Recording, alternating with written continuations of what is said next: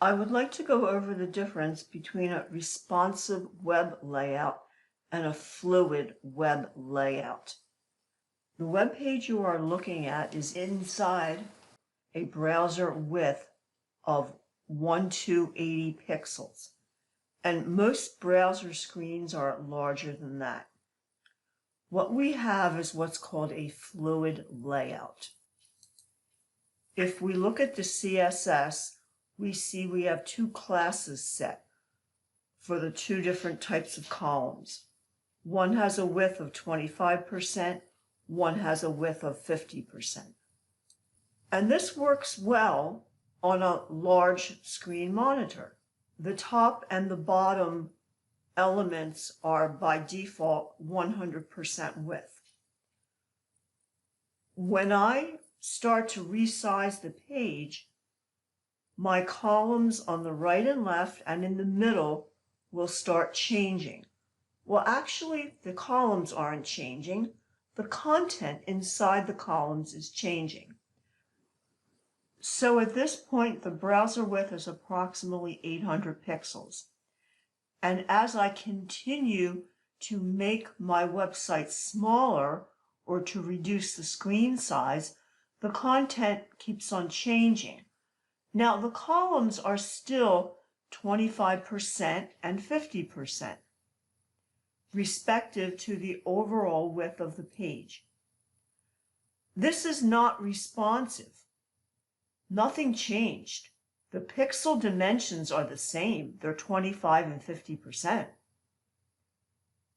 Another thing I would like to point out is that we have margins.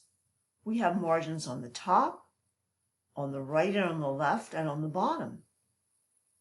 In a responsive layout on a small device, you want to maximize as much of the screen area as possible. You don't need margins on the right and left. So while you may think this is responsive, it is not. Now let's look at a responsive layout. This is the exact same content. As the browser screen gets smaller, the content inside the fluid layout changes. Not the layout. The layout is still the same. However, when we get to a certain point, now the layout changes. Our columns are no longer in a horizontal direction.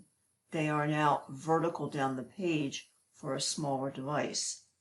Notice everything is tight in the top and at the bottom, and we have a very small margin along the sides. On a smaller device, you want all of the content to fill the available space. You need to remove any default margins that may exist, especially in the body. You do that by setting the margin to 0 pixels. And you need to make sure that everything touches the edges. Obviously, you may have to make some changes if the text is too close to the edge. However, we don't want margins and space between the content and the edges of a smaller mobile device.